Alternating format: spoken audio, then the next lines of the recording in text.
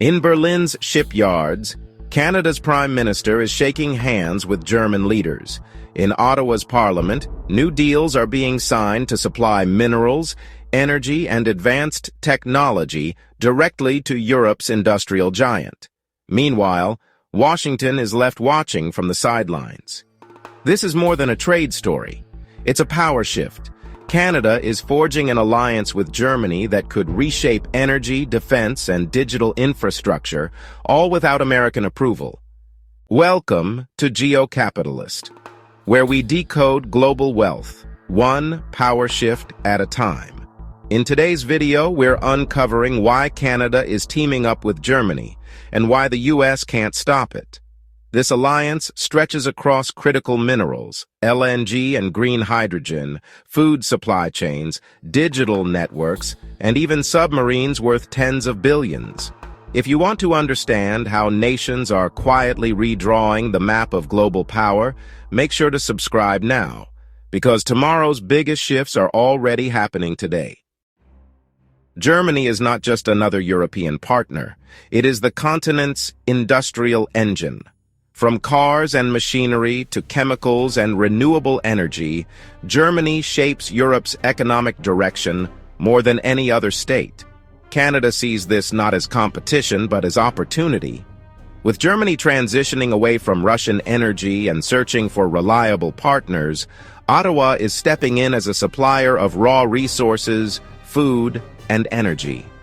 The U.S. has long expected Canada to funnel its exports through American ports and infrastructure. But Berlin provides something different: direct access to Europe's most advanced economy. The strategic advantage is clear.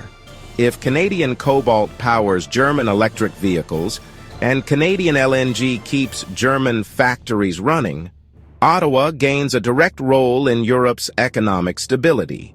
This elevates Canada from a middle power into a critical supplier at the heart of Europe's future. For Washington, this creates unease. The U.S. has always positioned itself as Europe's transatlantic guarantor, but Canada is building independent bridges to Berlin. The alliance isn't symbolic, it's structural. Every deal signed today locks Canada deeper into Germany's industrial machine, reducing American leverage over both. In late August 2025, Canada and Germany signed a landmark declaration in Berlin. The focus was not oil or gas, but critical minerals: lithium, cobalt, nickel, tungsten, gallium, germanium, the raw materials that power electric vehicles, smartphones, wind turbines, and the digital economy. For Canada, this is a strategic opening. The country holds some of the world's richest deposits of critical minerals, yet for decades, they flowed almost exclusively to the U.S. Now, Ottawa is bypassing that pipeline. By striking a direct deal with Berlin, Canada inserts itself into Europe's industrial supply chains. Germany brings something equally important: advanced refining, recycling, and manufacturing capacity.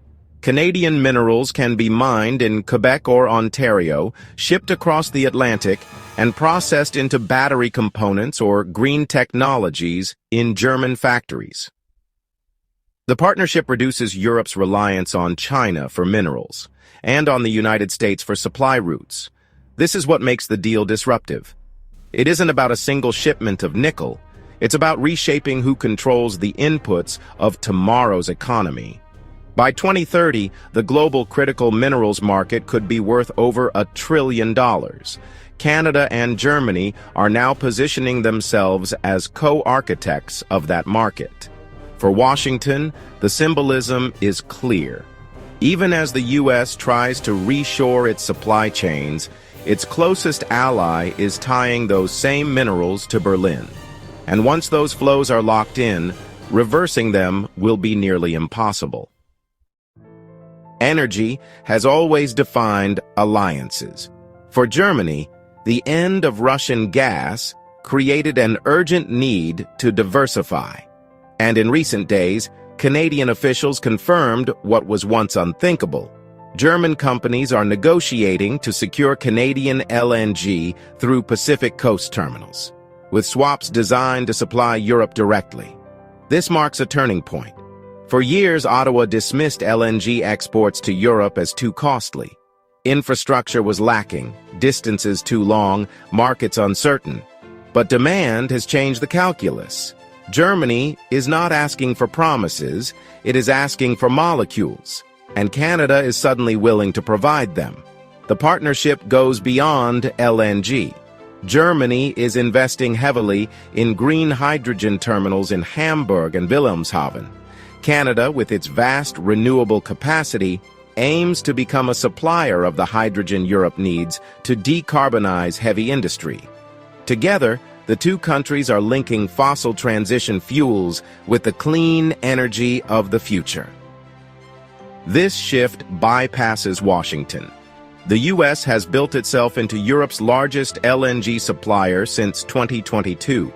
But if Canada can carve out even a share of that market, Berlin gains diversification, while Ottawa gains independence from American energy markets. The implications are clear. Every Canadian tanker delivering gas or hydrogen to German terminals erodes Washington's monopoly on transatlantic energy flows. And in a world where energy is leverage, that independence matters more than price alone.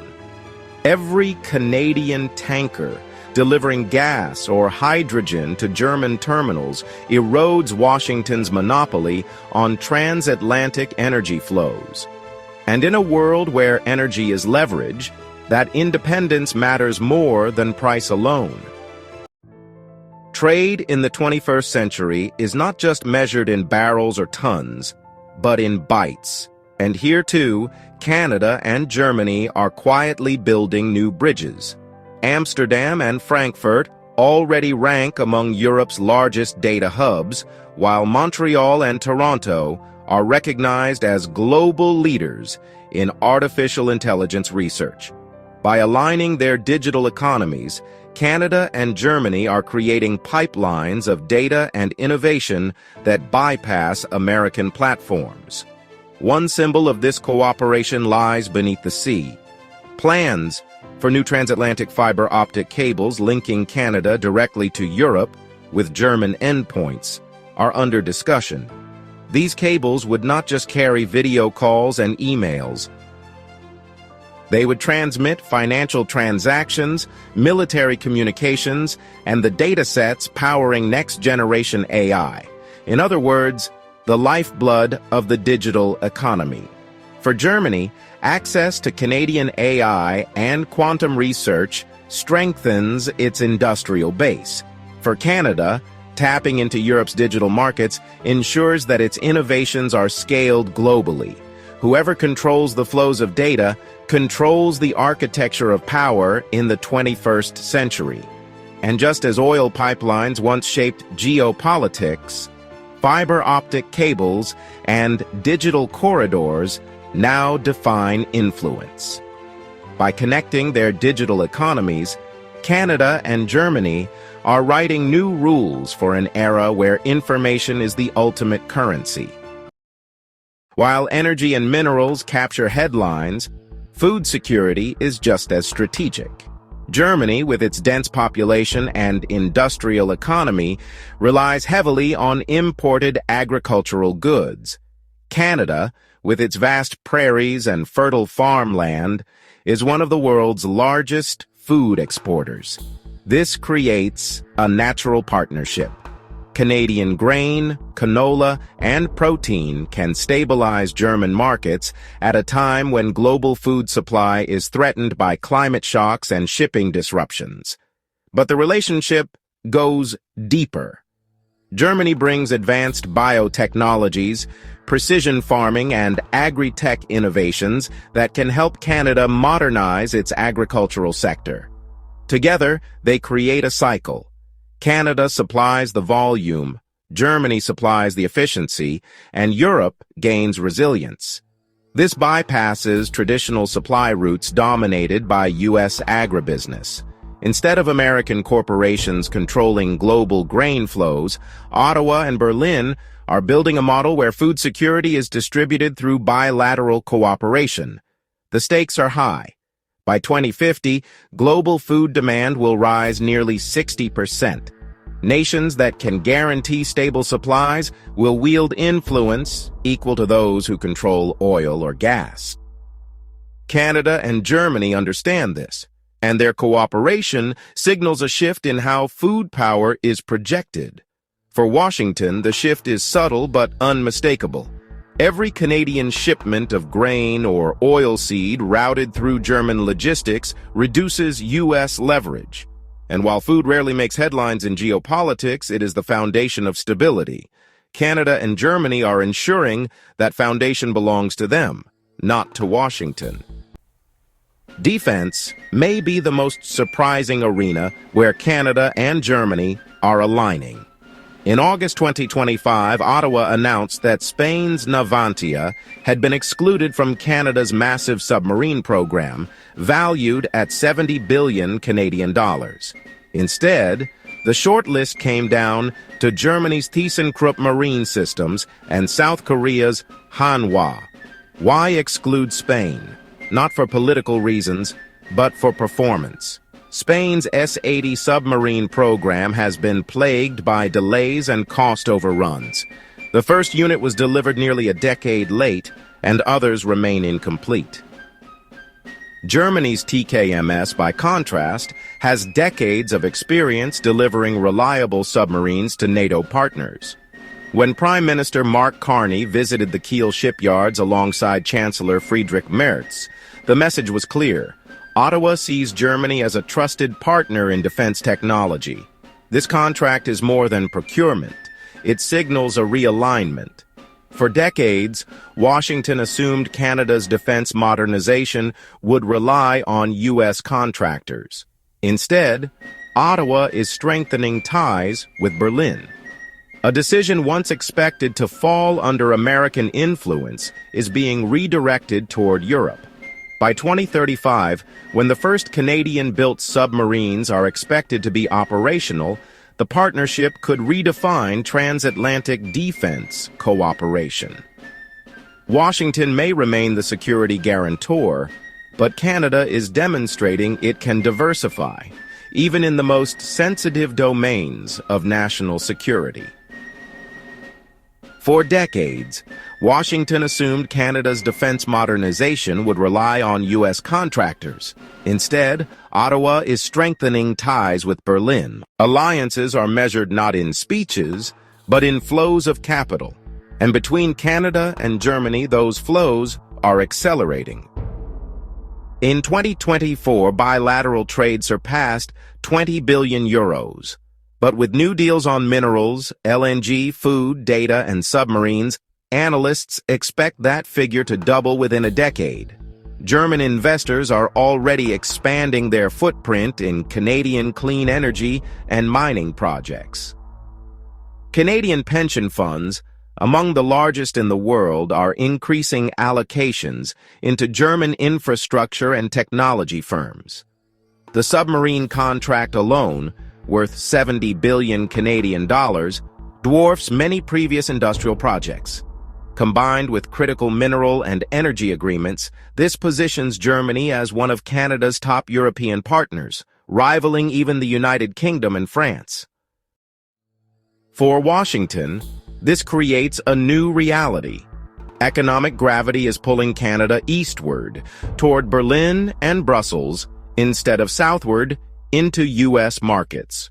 While trade with the U.S. remains enormous, diversification is happening in real time. The money is the proof. Every billion invested, every shipment delivered cements Canada's independence and Germany's reliance. And once those flows are institutionalized, they are hard to reverse. The Canada-Germany axis is not just an idea. It is a balance sheet, and it is growing. The Canada-Germany axis is not just an idea. It is a balance sheet, and it is growing. The Canada-Germany alliance is no longer theoretical. It is unfolding across minerals, energy, food, data, and defense. Each sector strengthens the other, creating an interlocking web of cooperation that bypasses Washington's traditional role as gatekeeper. For Canada, this is about independence. No longer content to act solely as America's northern supplier, Ottawa is building direct bridges to Europe's powerhouse. For Germany, it is about resilience. With Russian pipelines closed and global supply chains under strain, Berlin needs reliable partners. Ottawa is stepping forward. For Washington, the challenge is clear. A relationship it once assumed would be dominated by U.S. influence is being rewritten. And the rewriting is happening not in speeches, but in contracts worth tens of billions. The question is not whether this alliance will reshape global commerce. It already is. The question is how far it will go, and how Washington will respond as its leverage erodes. If you found this breakdown valuable, watch our next video. It connects directly to what's unfolding now. And don't forget to subscribe. Your support helps us decode these global shifts without compromise. This was Why Canada is Teaming Up with Germany and the U.S. Can't Stop It.